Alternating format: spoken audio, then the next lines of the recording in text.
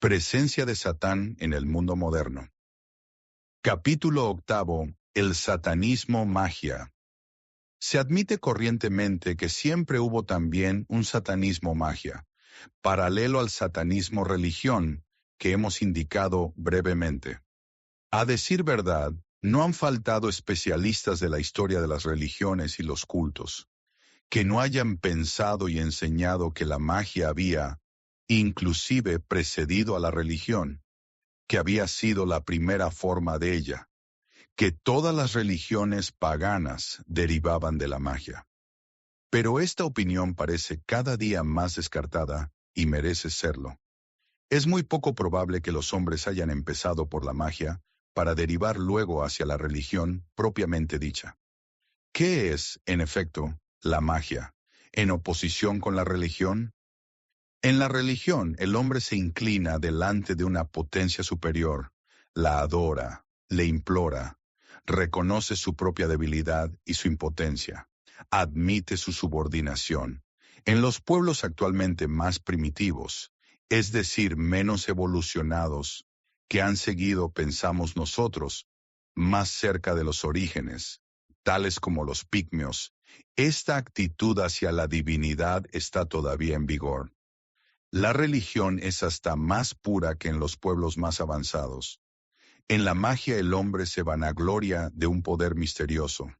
Lejos de inclinarse ante la divinidad, cree poder dominarla, inventa y utiliza fórmulas mediante las cuales estima que puede poner a su servicio las fuerzas superiores a las cuales se dirige.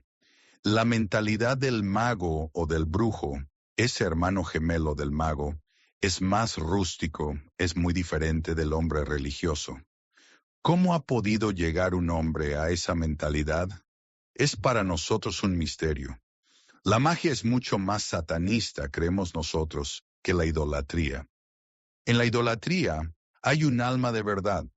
Se equivocan sobre la naturaleza del objeto que veneran, no sobre la necesidad de una subordinación o de una imploración. No dirigen esos homenajes al verdadero Dios, pero no se equivocan al pensar que esos homenajes son merecidos por alguien. En la magia hay una especie de sacrilegio, un orgullo de poderío verdaderamente satánico. El mago da las órdenes. Sabe que a los dioses les llegará su turno, que harán pagar caro su sumisión pasajera. Pero está orgulloso de obligarlos, de hacerse obedecer por lo menos un día, de tener, mientras las cosas vuelven a lo justo, un poder que lo hace temible ante sus semejantes y le otorga ventajas inmediatas. La magia, sin duda, procede del mismo realismo grosero que la idolatría. Se ha adorado a las divinidades inferiores, es decir, a los falsos dioses, en detrimento del único Dios reconocido por los primitivos, porque esas divinidades estaban más cerca, eran más útiles de invocar y de conciliar. Pero algunos han llevado aún más lejos este realismo, han pasado de la religión a la magia, de la sumisión a una especie de pacto implícito que les daba el derecho de dar órdenes a la misma divinidad. El paso de la religión a la magia es una deformación, pero es más natural que el paso de la magia a la religión. Si los hombres hubieran empezado por la magia, no vemos cómo hubieran ido para atrás, en cierto modo, hacia la religión, al implorar a los representantes de fuerzas que creían sometidas a su poder. He ahí, pues, dos clases de satanismo bien definidas: el satanismo religión y el satanismo magia. En el primero, Satán es el príncipe de este mundo, porque el mundo entero se inclina ante sus altares y le ofrece sacrificios. En el segundo, Satán parece consentir en obedecer a ciertos hombres, cuando emplean ciertas fórmulas o realizan ciertos ritos, pero no pierde nada con ello porque sabe que la magia o la brujería es un pagaré contra los que la practican, de suerte que su dominación sobre ellos será finalmente todavía más completa y absoluta que sobre cualquiera de sus otros adoradores. El satanismo de nuestros días. El mundo comprenderá que es imposible contestar esta pregunta. El satanismo religión, tal cual lo hemos definido, está en vías de desaparecer rápidamente. Los altares de los falsos dioses son cada día menos numerosos en el mundo. Esto no significa que la posesión de Satán se extienda menos, puesto que lo hemos mostrado activo en inmensos imperios, pero ha cambiado de táctica. Ha debido adaptarse a la evolución general de la humanidad, de la cual no es el amo absoluto, por más que desempeña en ella un importantísimo papel. La forma más reciente del satanismo es el marxismo ateo. Es satánico por cuanto niega a Dios y al diablo, por cuanto niega el alma, por cuanto solo conoce la materia como a sí mismo, la vida presente, y porque mutila al hombre cegándole su destino de inmortalidad. Satán no tiene qué hacer con el amor de los hombres y de los mismos demonios. Él es el odio. Su triunfo es la expansión del odio. Hoy en día la forma de odio más eficaz, más generalizada, es el marxismo ateo. Odio de clase, odio entre razas, entre los pueblos, odio por todas partes, bajo el disfraz de una preocupación por el proletariado, que es totalmente material. Así es el marxismo. El satanismo religión, de este modo, logra extenderse mucho más, es mucho más activo, mucho más pernicioso de lo que ha sido jamás. Sus mentiras son más enormes, sus negaciones más radicales, sus excitaciones más homicidas de cómo se las ha conocido hasta ahora. Todo el mundo está de acuerdo en que el marxismo es verdaderamente una religión, en el sentido que moviliza en el corazón de todos sus adherentes la totalidad de las fuerzas de celo, abnegación, sacrificio que se encuentran en las efusiones religiosas. Pero esta religión no puede ser denominada sino satánica, puesto que se opone radical y furiosamente a la fe en Dios. Con todo, el satanismo religión subsiste todavía, en estado de idolatría, en los pueblos que parecen, por lo demás, abiertos como cosa natural a la invasión próxima del marxismo ateo, sin que conozcan para nada a Karl Marx. Satanismo propiamente dicho. Aparte de este satanismo religión, ¿qué es?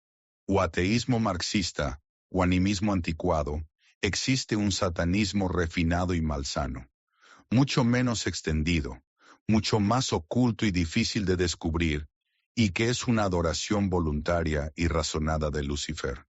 No pretendemos tener datos precisos sobre este satanismo en nuestros días. Todo cuanto podemos decir es que se trata del satanismo de los ritos sacrílegos, de las blasfemias conscientes, de las adoraciones monstruosas, de las misas negras, por ejemplo, es decir, de las profanaciones sistemáticas y calculadas que parodian los homenajes rendidos a Dios por los creyentes más esclarecidos y más sinceros, para rendirle a Lucifer otros semejantes. Tendremos una idea del satanismo de esta clase, releyendo una nota publicada en el Satán de los Estudios Carmelitanos, página 639. No podemos explayarnos, dice esta nota, sobre todos los satanistas o pseudo-satanistas de nuestros días. La prensa inglesa del 2 de diciembre de 1947 anunció la muerte de Sir Aleister Crowley, el personaje más inmundo y más perverso de Gran Bretaña, como lo calificó Mr. Justice. Interrogado sobre su identidad, Crowley respondió: antes que Hitler fuera, yo soy, se advertirá esta payasada de las palabras del Evangelio. Antes de dejar este mundo, dicho brujo septuagenario maldijo a su médico que le rehusaba, con mucha razón, la morfina, porque él la distribuía entre los jóvenes. Puesto que debo morir sin morfina por causa suya, usted morirá enseguida después de mí. Lo cual ocurrió. El Daily Express del 2 de abril de 1948 anunció que los funerales del mago negro Crowley habían provocado las protestas del Consejo Municipal de Brighton. El consejero, señor Shaker C. Sherrod, dijo, el informe afirma que sobre su tumba fue practicado todo un rito de magia negra. Sobre la tumba, efectivamente, sus discípulos habían entonado cantos diabólicos. El himno a Pan del mismo Crowley, el himno a Satán de Carducci y las colectas para la misa gnóstica, compuestas por Crowley para su templo satánico de Londres. Igualmente, la prensa inglesa, el 2 de marzo de 1948, dedicó necrologías importantes al famoso metapsíquico Harry Price, especialista en demonología.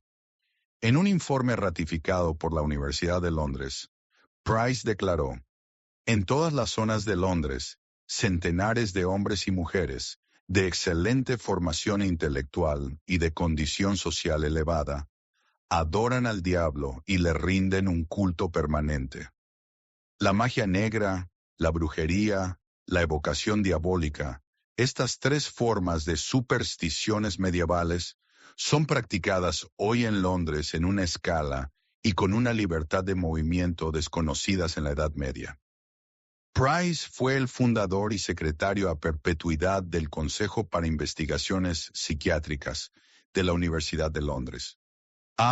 Frank Duquesne nos señala también, entre las curiosidades demoníacas actuales, el informe del profesor Paul Kosok de la Universidad de Long Island, publicado en los Anales del Museo Norteamericano de Historia Natural, referente a una exploración realizada en el Perú en 1946.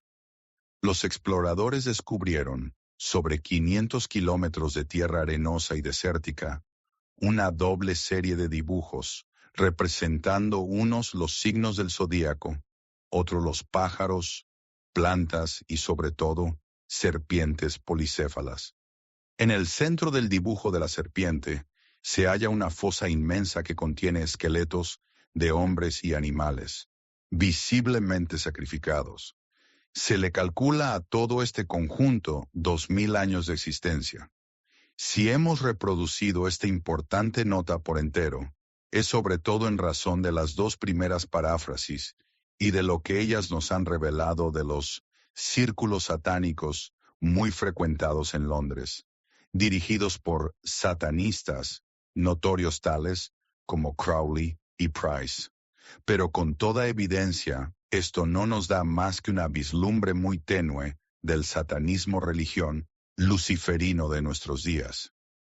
No es solamente cuestión de Londres. Es probable que encontraríamos grupos análogos en todas las grandes ciudades del mundo. De hecho, se nos asegura que en París existen actualmente más de 10.000 personas, hombres y mujeres, que rinden un culto religioso y regular a Satán. Pero está en la naturaleza de las religiones de esta clase huir de toda luz, revestir el carácter más oculto y desafiar toda estadística. Pero los satanistas de los cuales acabamos de hablar no son solamente los jefes del culto luciferino, también son calificados de magos o de brujos, y esto nos lleva a un examen sumario de la brujería de nuestra época. El satanismo, magia actual. Aparte de los grandes magos luciferinos que acabamos de nombrar y de los que podemos sospechar como ejerciendo su acción solapada en nuestras sociedades modernas, existen además en nuestras campiñas en cantidad imposible de determinar, pero que tal vez sea mayor de lo que pensamos, brujos rurales, cuyos libros de cabecera son Los secretos del gran Alberto, Los secretos del pequeño Alberto, El dragón rojo. Los dos primeros de estos libros ocultos han recibido, cosa curiosa, su nombre de la reputación de San Alberto el Grande, a quien se le atribuía el conocimiento de todos los secretos de la naturaleza. Hacer pasar abominables fórmulas mágicas bajo el patrocinio de un santo venerado es un ardid bien diabólico. Pero sabemos que más de un brujo de nuestros días, ya lo hemos subrayado, abusa de imágenes piadosas para realizar su fructífero oficio de engañador de multitudes. Es curioso observar que, en nuestros capítulos anteriores, dedicados a los exorcismos más recientes, hemos encontrado casos de posesión debidos a sortilegios de brujería. Si creemos a los demonios conminados a hablar por nuestros exorcistas, han sido obligados por algún brujo a entrar en tal o cual persona. Estos mismos brujos, por medio de sortilegios repetidos, les impedían ceder a las órdenes formales del exorcismo o los forzaban a volver dentro de la persona a quien las oraciones del ritual habían liberado por un tiempo. Todo esto, a decir verdad, permanece muy oscuro para nosotros, pero los exorcistas más calificados son categóricos sobre este punto. Ocurre a veces que los tribunales mismos tengan que echar un vistazo furtivo sobre estas prácticas supersticiosas, como en el caso de esa pobre mujer que hace muy poco mató a su marido porque lo creía hechizado o hechicero. Pero la justicia humana, evidentemente, no tiene fuerzas para luchar contra esta clase de atentados, porque escapan, en general, a los testimonios humanos, y es imposible administrarles la prueba jurídica. Lo que parece indudable es que existen hombres y tal vez mujeres que creen, obedeciendo a libros de magia increíbles, ponerse en contacto con Satán, concertar un pacto con él y obtener a este precio poderes excepcionales que les permitan ejercer un oficio lucrativo. La brujería forma parte de lo que podemos llamar el lado nocturno de la vida humana. Siempre existieron, para emplear el vocabulario de San Juan, las tinieblas frente a la luz. La magia habita en las tinieblas. Se oculta, huye de las miradas. No ignora que causa en cualquier ser normal una repugnancia invencible. Pero está orgullosa de lo que cree saber y sobre todo de lo que cree poder. Fin del capítulo 8.